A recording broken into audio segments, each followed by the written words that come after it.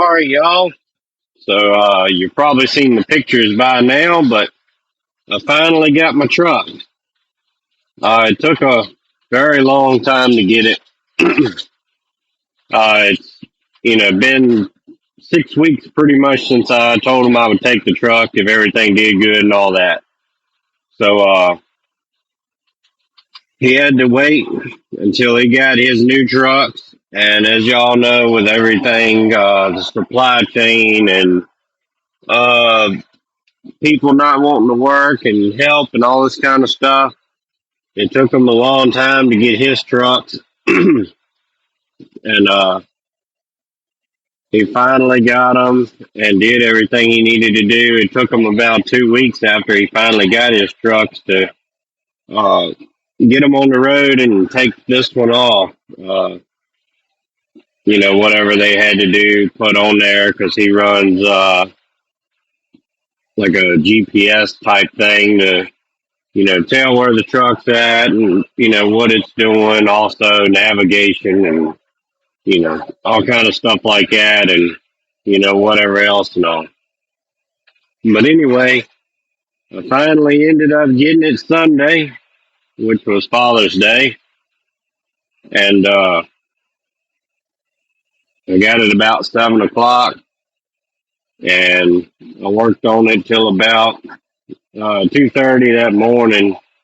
Uh, getting everything on. I had to put the headache rack on to pull wood, put my CB in here. Also cleaned it up a bit. It was real dusty and stuff, and cleaned the inside up. Cleaned the radiator out on it. Uh, I like to try to maintain things as much as possible. I mean, you're still going to have things that go wrong and things you wasn't expecting, but it's nice to try to stay on top of the normal stuff that you can stay on top of. So, anyway, this is a 2001 Peterbilt 387. It's part of the aerodynamic style truck. It doesn't have that classic 379 hood look, but anyway, for the money, long as she holds together, you can't beat it. So it's got a smaller motor in it, which is fine with me, um, especially the way fuel is now. If I was, hauling up in, a lot of hill country and all, the bigger motor would definitely be nice. But more or less what I plan on doing it is, pulling wood around here local, you know, 30, 40 mile runs, something like that. And it's relatively flat in our area.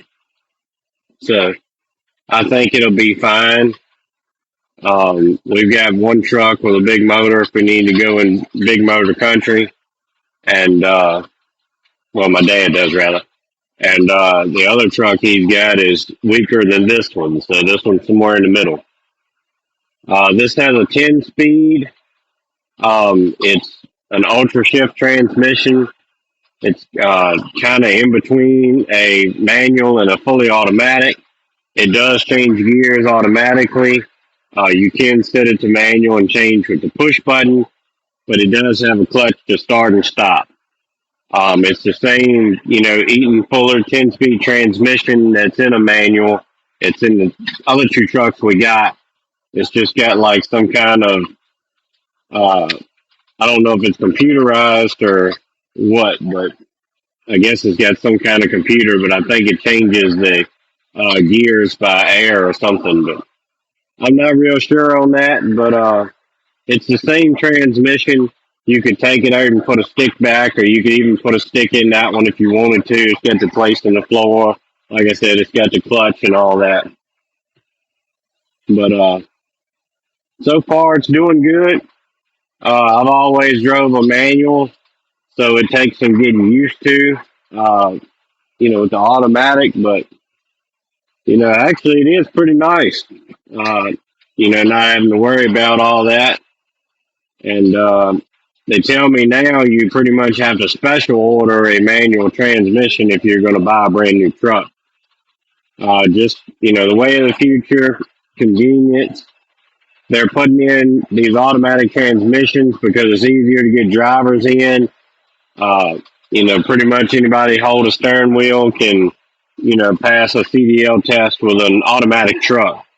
So they can fill seats easier, less of a learning curve. Um, for the companies, they look at it as less of a chance of driver error as well, because I'm sure everybody's heard the old saying, grind them till you find them, especially when you don't own the truck. But anyway, um, I didn't get a chance to yet to do a walk around and, kind of go over the truck more. I'm not sure whether I'll do that in a more in-depth video or I'll put it on the end of this one, but I was planning on doing it yesterday evening, which was Monday, the first, day I've run the truck. But when I was leaving the wood yard after I unloaded my last load, my father-in-law called and said we had a cow hurt. So we had to go deal with that and fix the fence and all, and I didn't get a chance to make a video. So we'll try for today and see how it goes. But other than that, stay prayed up, prepped up, and strapped up. See ya.